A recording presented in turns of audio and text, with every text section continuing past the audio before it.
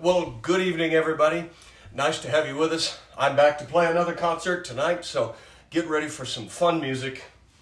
I really couldn't decide what to do for tonight's concert, and if you didn't see the announcement on Facebook, I'm doing springtime themed songs. I have to give credit where it's due. This was kind of my mother's idea, and I thought it was terrific. So tonight's concert is called Springtime in the Rockies.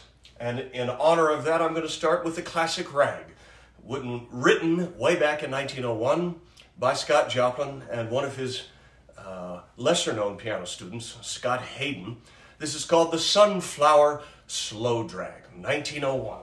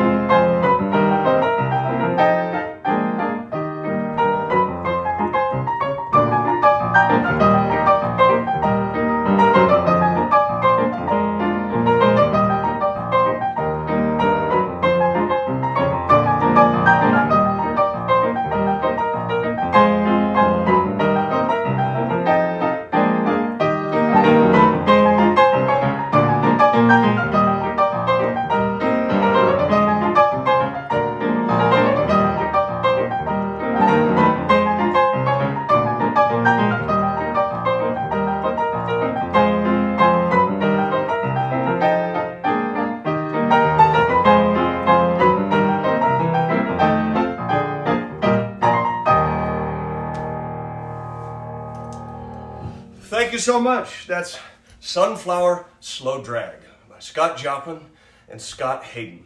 I found an original copy of that at an antique store in Durango, probably about 15 years ago. That was quite a funny thing to find around here in Colorado.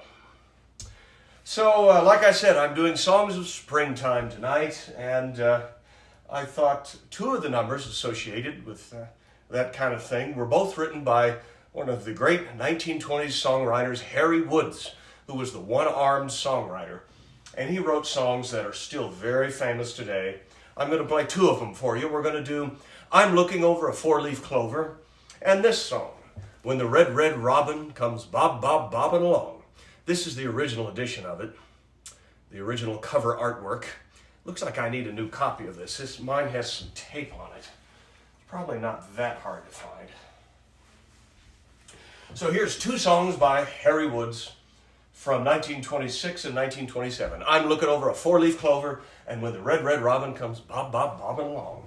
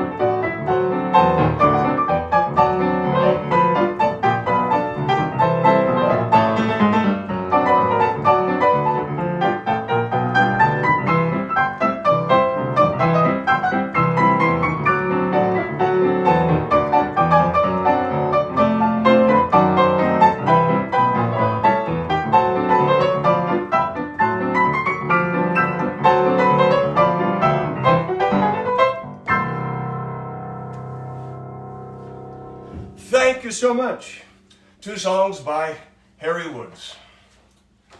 The only guy I've ever known that met Harry Woods was the late Johnny Maddox, one of my musical idols. They met in person at a nightclub in New York City called the Village Barn. And this was in the 50s, years after Harry Woods' songs were out of fashion, you know, and Johnny said that he was still trying to get people to record his songs. So that's why they met up.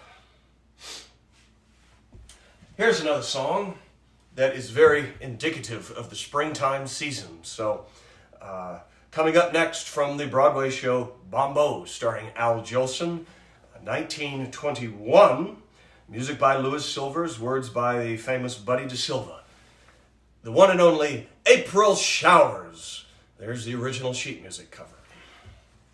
I'm even going to play the verse for you. April Showers.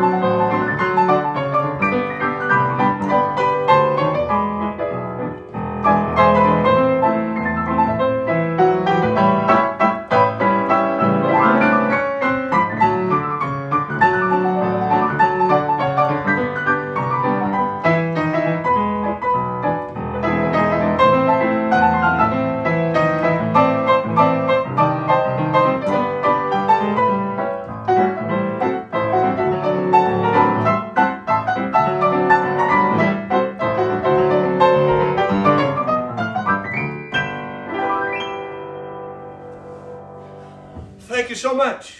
April showers.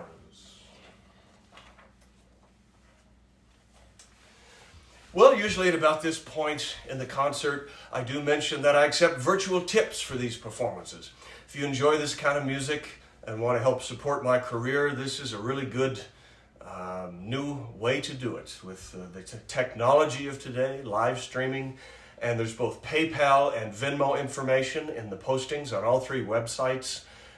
Small amount would help a lot. Every bit helps. And it's in the chat as well as the description of the videos, PayPal and Venmo. And I have a P.O. box on my website if you prefer checks. And, I was thinking a couple of weeks ago, 65,000 people have watched my Christmas concert. At least it's been viewed 65,000 times. And I thought, boy, if every person gave $1, I'd almost have a down payment on my house. Oh yeah. David Dewey, he says, I think atom tipping is different from cow tipping, yes. Greetings in Texas, Rodney Rowan. Howdy from Texas. Thanks, Rodney.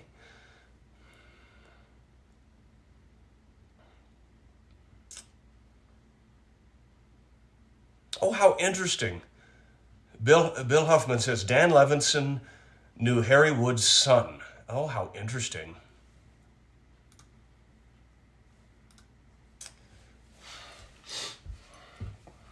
Well, I'm up to almost 90 viewers here on YouTube. Don't forget to hit the like button too. And I'm always happy to take requests as usual. I think the next thing I should play, however, is the song that gives this evening's concert its title. This was written in 1929. I might want to double check that.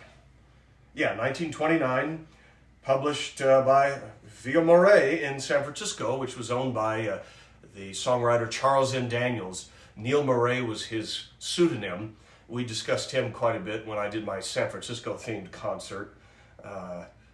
Perhaps this was written out there. I don't know. I really don't know anything about the people that wrote this song, even though it's extremely famous. Music by Robert Sauer and Milt Taggart. Words by Mary Hale Woolsey. The famous waltz, When It's Springtime in the Rockies. Something I play quite a bit here in my adopted hometown. This is the original sheet music cover, and it's a very common piece of music, of course, but I kept this, a copy, because specifically it has a photo of cousin Paul Crutchfield on the cover. Must have been a radio performer of the 20s, the Georgia Cracker, and it lists KMA Radio, Shenandoah, Iowa. Shenandoah, Iowa is where I went to high school. They had a very famous radio station there that goes back to the 1920s.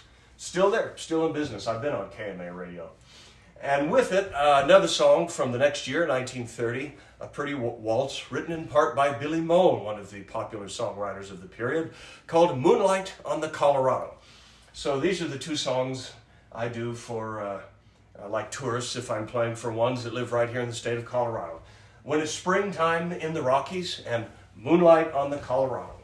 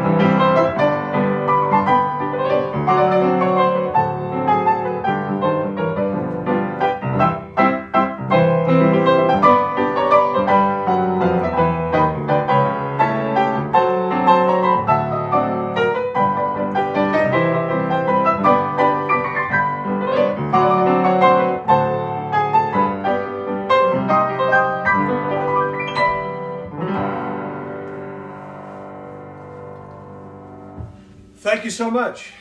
When it's springtime in the Rockies and moonlight on the Colorado. Almost up to 100 viewers, yeah. Is the Oscars coming up pretty soon? I thought I saw online that there was some other big event tonight, so I understand if we don't get quite as many people as usual. When I thought about doing this concert, the first piece that sprung to my mind almost immediately is one of the great rags by Paul Pratt, who I think was from Indiana. Don't quote me on that. But Paul Pratt was a really excellent writer of traditional instrumental piano rags. And in fact, he was so good, this piece was published by John Stark & Son, who published most of Scott Joplin's music. Here's my original copy of it. It's called The Springtime Rag. And that's the cover artwork published by John Stark, the good old patron of classic ragtime. This came out in 1916, and the reason it's called The Springtime Rag is because, like many rags of the period, it quotes a very famous piece of classical music by Felix Mendelssohn called Mendelssohn's Spring Song. If you don't know that melody, I bet you'll recognize it immediately.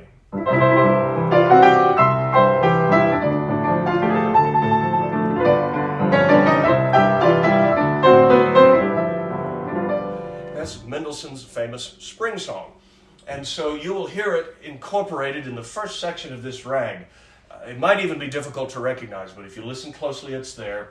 From 1916, the really fun Springtime Rag by Paul Pratt. I have a 78 record of this from the early 20s, played by Vic Myers and his orchestra, which was one of the hottest dance bands on the West Coast in the 20s.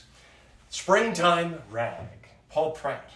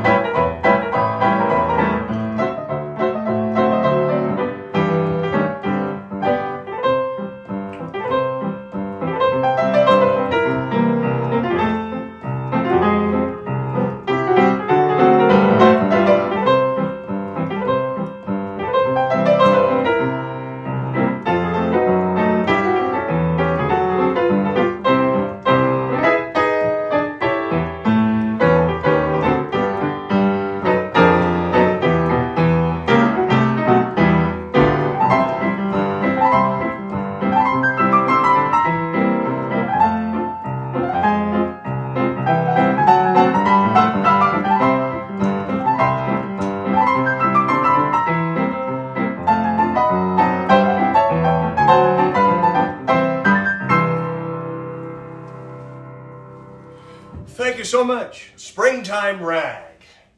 I know I tried to play that on a virtual concert once before and the streaming cut out in the middle of it, something like that, so glad to have another excuse to play it.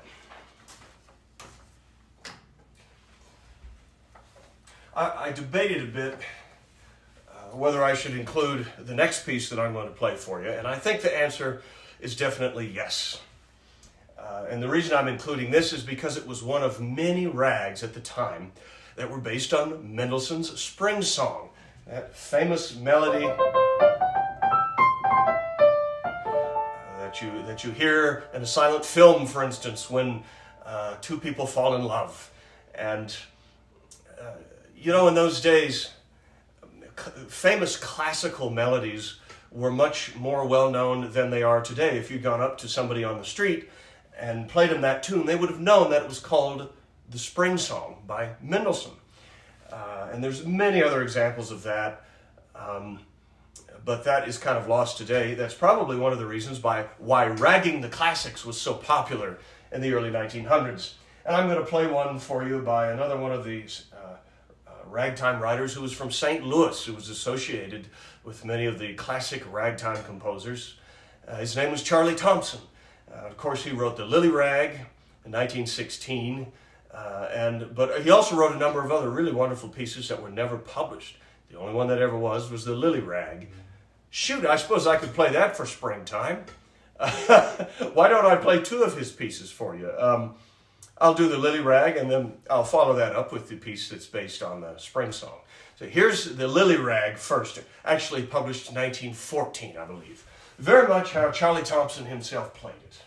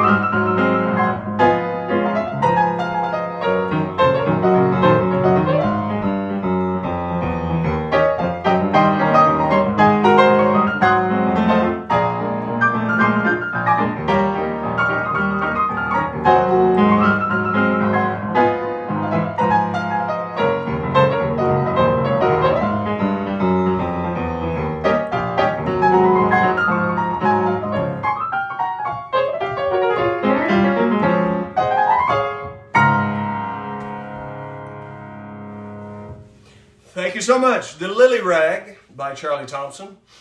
And now we'll do the Delmar Rag, which many people for years believed was named after Delmar Boulevard in St. Louis. But I found out that street did not exist, at least under that name, back in the 1910s. So Trey Bertishner told me that this piece was probably named after Delmar Gardens, which was an early amusement park in St. Louis.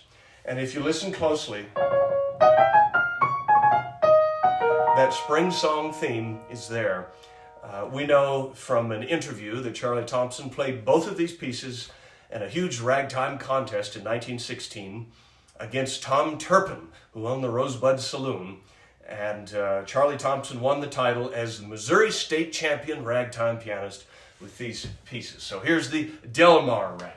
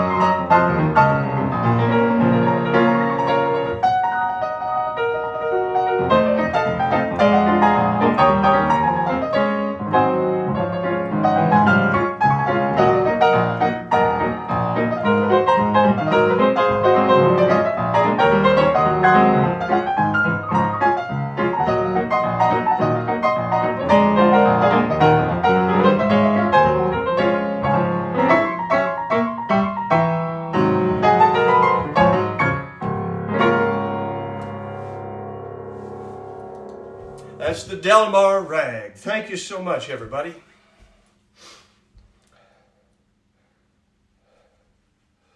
Well, let me look on the chat here because I haven't played any requests yet tonight. Oh, of course. Someone's asking, do tonight's songs have to be in the Rockies, or can we suggest spring songs like Tiptoe Through the Tulips and April Showers? Of course, that's what I mean. Any type of spring songs or maybe weather-related tunes. I've already played April Showers, though, so I won't do that again.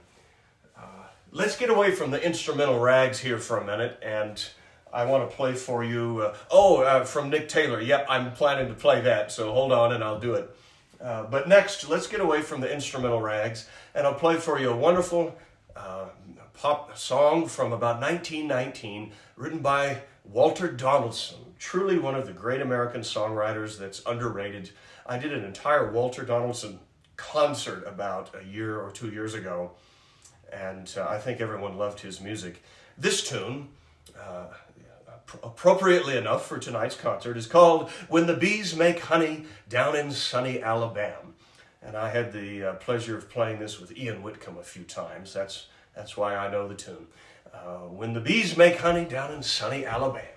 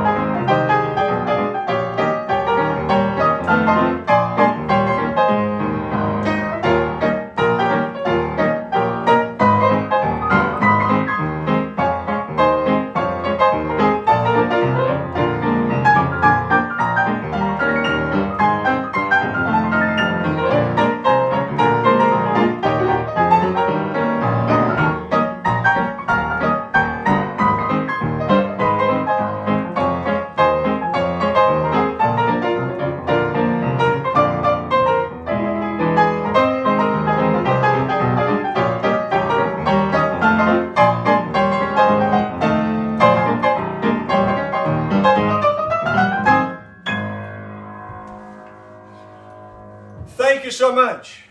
When the bees make honey down in sunny Alabama. Well, before I get into much more of the 1920s music, let me play a couple more instrumental rags for you. There's many that I think would be appropriate for a springtime concert, and which one am I going to do first? Yeah, this is really one of my favorite rags, written way back in 1901 by Charles Hunter, who was the great ragtime composer that lived in Nashville, Tennessee. He was a blind piano tuner, and in 1899 his first rag became a great big hit, which is called Tickled to Death. I won't play that one. This one from 1901, it kind of fits in because of the title. It's called Cotton Bowls. So, you know, springtime's here, summer's on the way, and I'm sure in Tennessee, this time of year, they'd be picking cotton. So, from 1901, this is called Cotton Bowls, probably one of Charles Hunter's most melodic rags.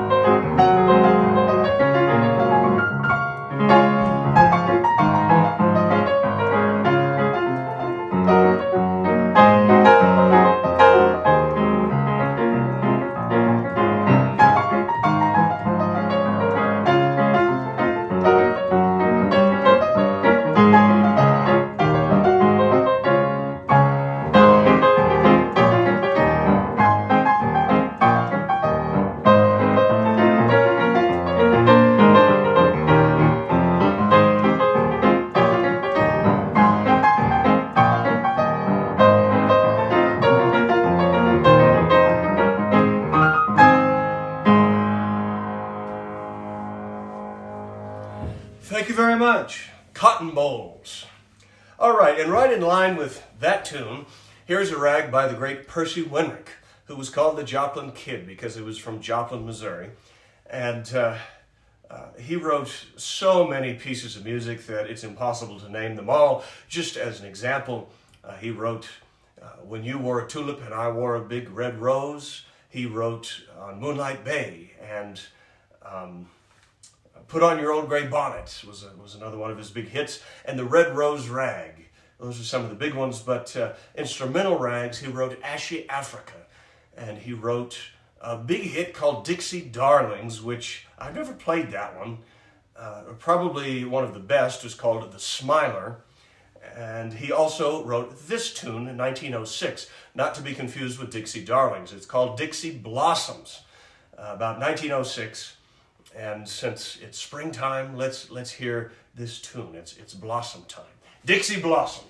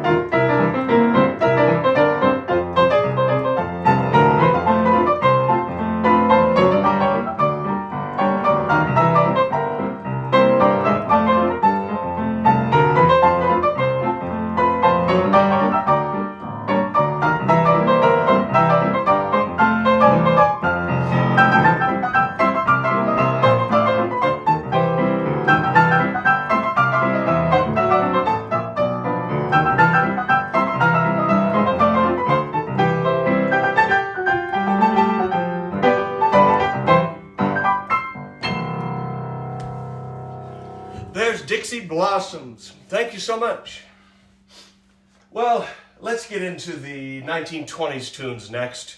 I have on my list a medley of several tunes. Since this is the time of year that April showers are very near, I'm going to play some rain songs for you. Already done that one. So we'll do Rain, written by Eugene Ford, a popular tune of the late 20s, followed by I Get the Blues When It Rains. I don't really want anyone to have the blues, but I'm going to play that anyway. And then, originally written in 1929 for the Hollywood Review of 1929, which was an MGM movie, where the song was introduced by Cliff Edwards, who was later the voice of Jiminy Cricket, the famous Singin' in the Rain. Here we go.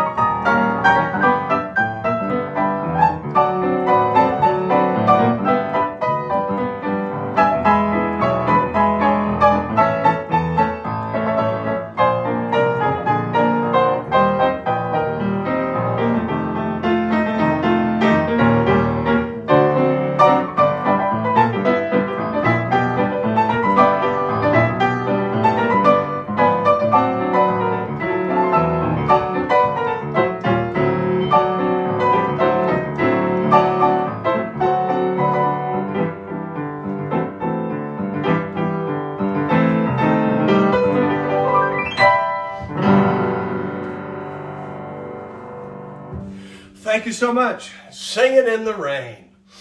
So many people associate that with the movie starring Debbie Reynolds and Gene Kelly, but that movie didn't come out until 21 years after the title song was written. And again, it was originally introduced by the great Cliff Edwards, who was known as Ukulele Ike. I saw a request a little ways back now. It's about darn time I played it. This came from Nick Taylor, and I was already planning on playing this. I'm going to play some 1920s novelty piano for you now.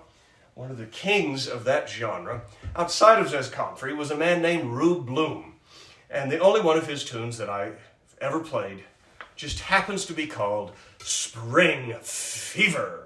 Yeah, so here we go. Rube Bloom made a lot of great jazz records in the 20s with other famous artists. And when you listen to his music, you can tell that he was influenced by, shall we say, some of the African-American artists of the period, the stride piano players like James P. Johnson. You'll hear a little bit more of a stride left hand in this piece, more so than in other novelty piano works. 1926, Spring Fever.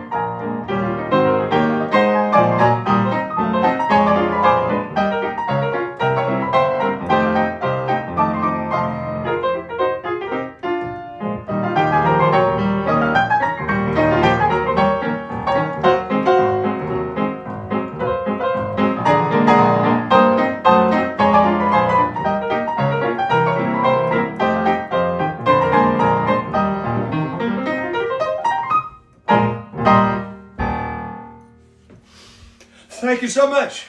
Spring Fever. Yeah.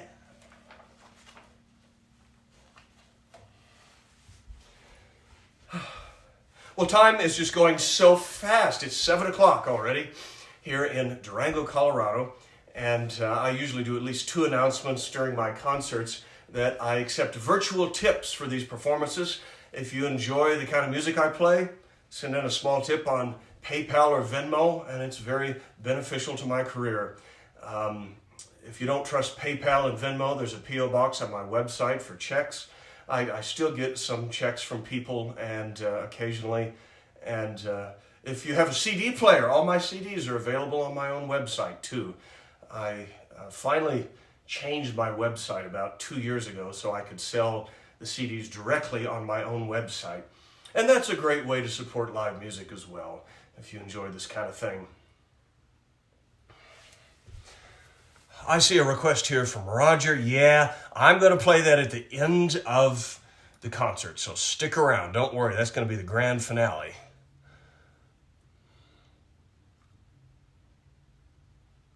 Oh, no kidding, Amy, you got to work with Gene Kelly. How neat. Wow. Yeah, Michael, I should have played There Ought to Be a Moonlight Savings Time. I think I did that once when my concert fell on the Spring Forward Day. I could have called this concert, Spring Forward. Spring Ahead, something like that.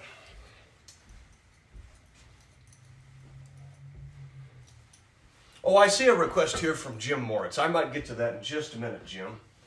But before I go too much further, I want to play a couple of bird tunes for you. And this goes to the tradition of ragtime ornithology. This goes back a long way. That's what John Arpin called it, ragtime ornithology. And I think this was the first of those pieces. We're going to do James Scott's Ragtime Oriole, but I'm going to play it for you on a piano roll. This is a 1913 Apollo player piano, and this is very clearly a roll from the original period. I think Ragtime Oriole came out in the early teens, and this is clearly from that period. It's an art tempo piano roll. I really don't know anything about this label, and it's also hand played by Steve Williams. Now that could have been a real guy or it could have been a pseudonym. I really don't know. But I think it's neat because it's a hand-played roll from the original period of classic ragtime. So here, in honor of springtime, is James Scott's Ragtime Oriole.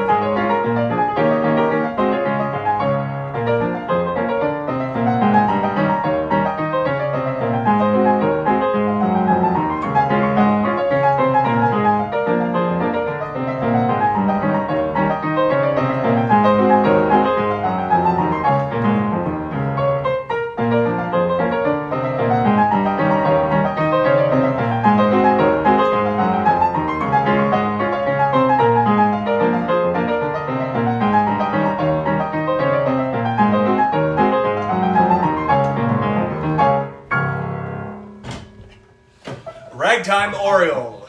Always love demonstrating this piano. You can do a lot of dynamics with it, which you can't on just your average player piano.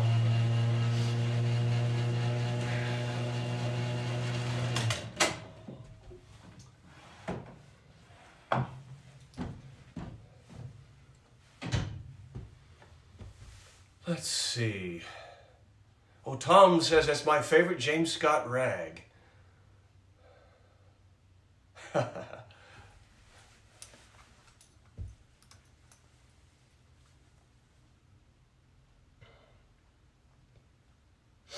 Oh, Mike is asking about hand-played rolls. So, a hand-played roll was exactly what the term says. You know, someone sat down, played the music, and it was either marked on the paper or cut directly in the roll when they played it. And there's only 10 fingers. Now, about half of the piano rolls in those days were arranged rolls, meaning an arranger sat down and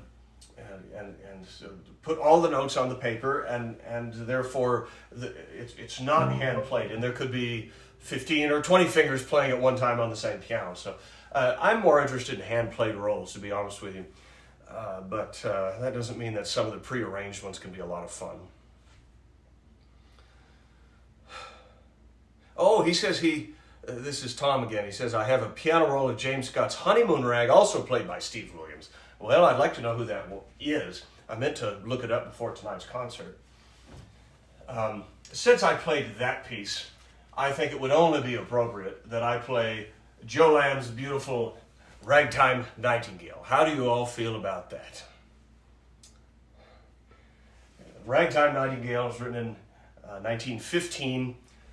Part of the bass is based on Chopin's Revolutionary Etude, and apparently it was also inspired by Ethelbert Nevin's Nightingale Song. Ethelbert Nevin was a composer of sort of light parlor music, salon music in the early 1900s. So that's a bit of the history behind it. Let me play it for you now. Joseph Lamb's Ragtime Nightingale.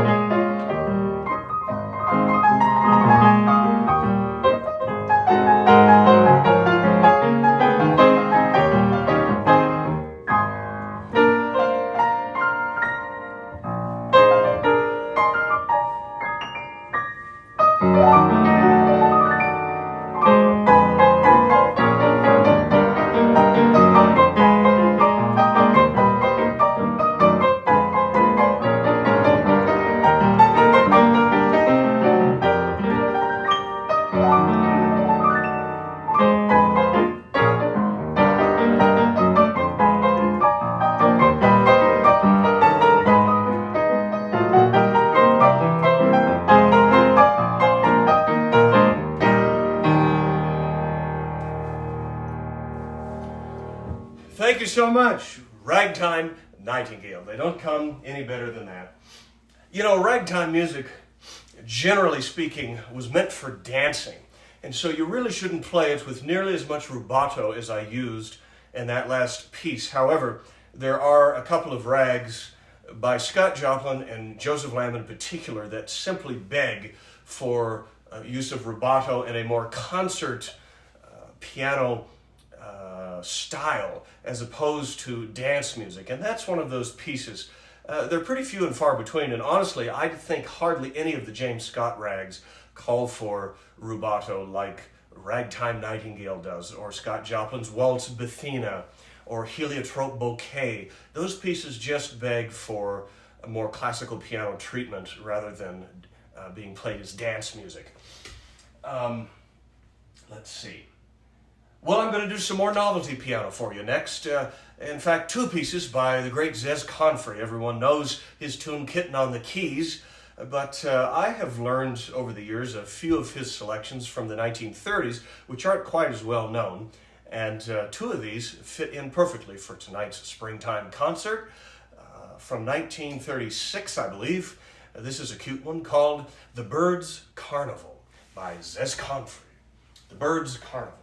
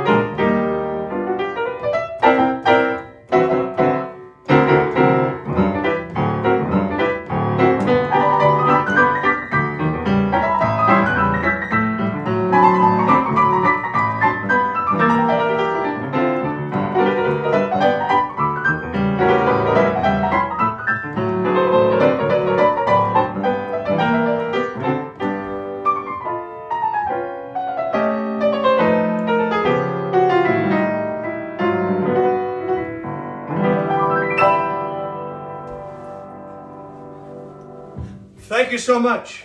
The Birds' Carnival.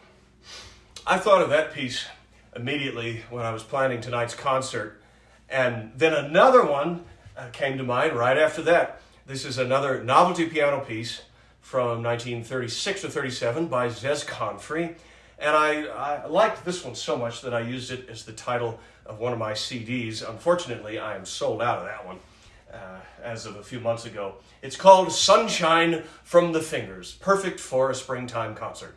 Sunshine from the Fingers by Zez Confrey.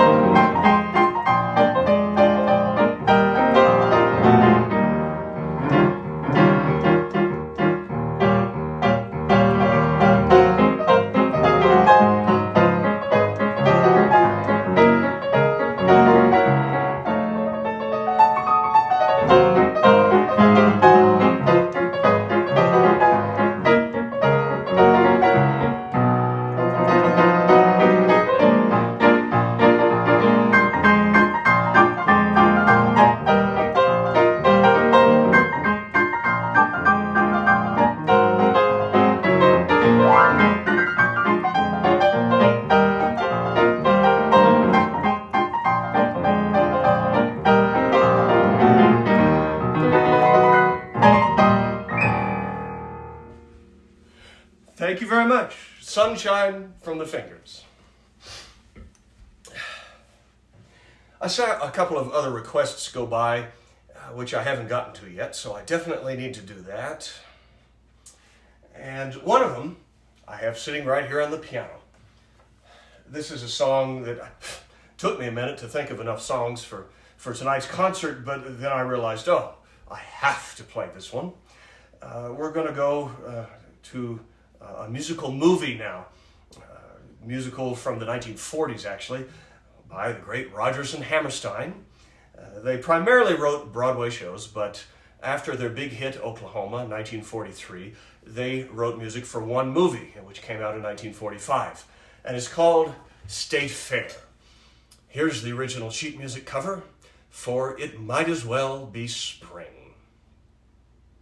I fell in love with this song not when I saw the movie necessarily, but when I heard Margaret Whiting's gorgeous recording of this, which is one of her big hits on Capitol Records in the 1940s. So here is It Might As Well Be Spring, Rodgers and Hammerstein.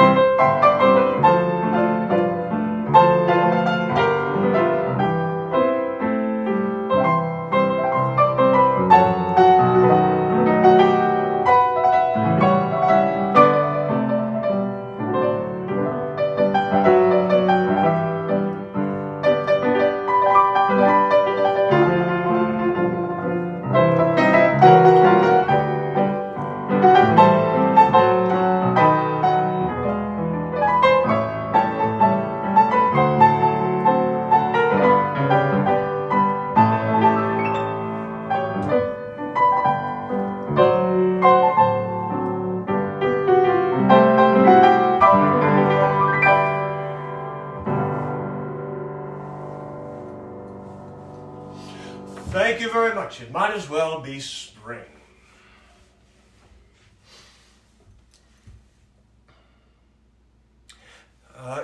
The numbers seem to be slightly down this week. Side stitch here on YouTube says last week YouTube reached 161, which is a new record. That could be. April in Paris. I'm afraid I've never played that. I figured I might get a request for that today, so I don't know it.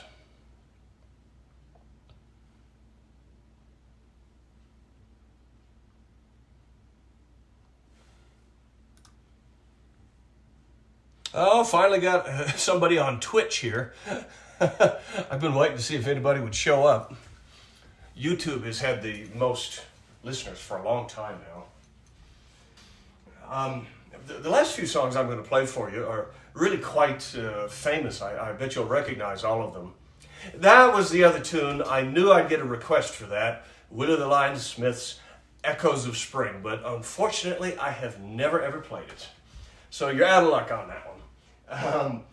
I'm going to do a tune now in honor of spring, which comes before my favorite season, summertime, from George Gershwin's operatic masterpiece, Porgy and Bess. Here's a little version of Summertime.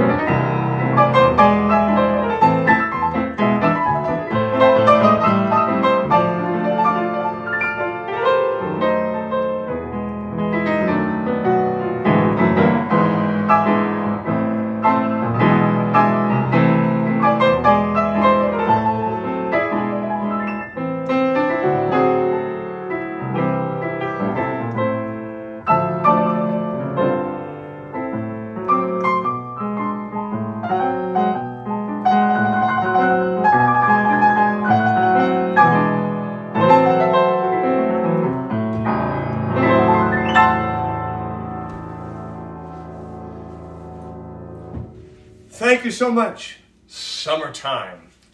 Coming very soon, I hope. I was never a fan of cold weather. I can't stand it. Well, I'm actually going to play one more request for you. This came in prior to the concert from my friend Kelly Kaufman in Florida. And I don't know why I didn't think of playing this tonight. I'm glad Kelly thought of it. We're going to do Over the Rainbow, of course, from the movie The Wizard of Oz. And here's the first edition of the music. And the way you know it's the first edition is that this copy lists the jitterbug on the cover of the music down here at the bottom. The jitterbug is the tune that was cut out of The Wizard of Oz.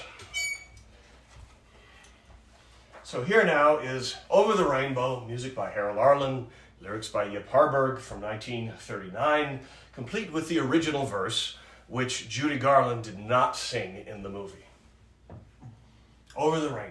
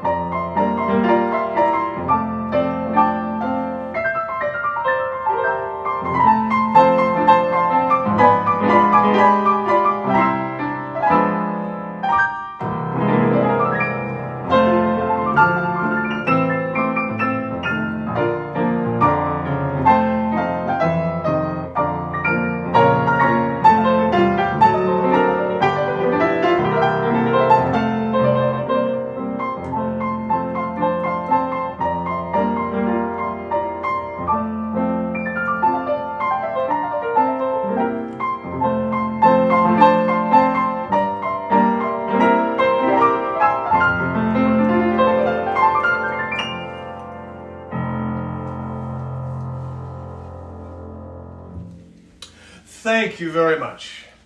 Over the Rainbow, or as many people call it, Somewhere Over the Rainbow. Lyrics become a part of a song, whether it was in the original title or not. Before I play my last tune for the night, I want to make a quick announcement that I will be back next Sunday night with another virtual concert for all of you on YouTube, Facebook, and Twitch. And I'm going to be going out of town just for fun for about 3 days this week. So I won't have much time to practice for, a new themed concert next Sunday night. However, what I'm going to do is I'm going to play a night of authentic ragtime. And I figure, you know what, I should probably do that at least once a year anyway, because that is certainly one of the things I love most. Authentic ragtime and some classic rags by Joplin, Scott, and Lamb. And I know so many of those by heart that it will be something easier for me to do next week. So that'll be the concert next weekend. Authentic Ragtime, the 2024 concert. I should probably do one of those at least once a year. Anyhow, please join me for that. And with that said, I'm planning to close out tonight's concert with a piece of boogie-woogie music. Now, this is from late in the period, late amongst all the music that I play, but it's really clever. Another example of ragging the classics, or in this case, it's more like jazzing the classics. Right after World War II was over, in 1946, Jack Fina, who was the pianist with Freddie Martin's orchestra, got the idea to write this piece. And it's based on Rimsky-Korsakov's Flight of the Bumblebee. So this is not Flight of the Bumblebee proper. It is the Bumblebee, the Bumble Boogie. Here we go.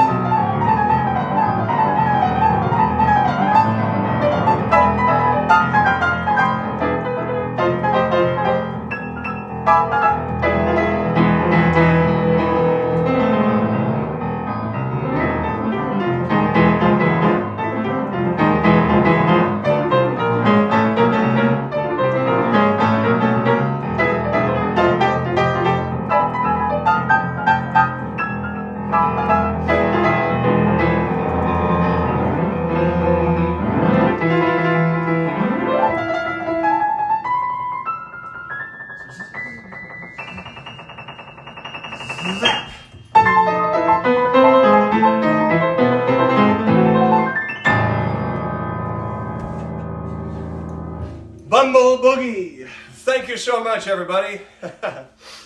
Well, it's been wonderful playing for you tonight. I hope you have enjoyed springtime in the Rockies. And please join me again next week, as I said, on all three websites for an authentic ragtime concert.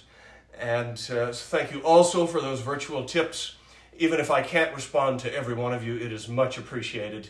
and very helpful to my career. So thanks for listening tonight, folks, and we'll see you next week. Good night for now.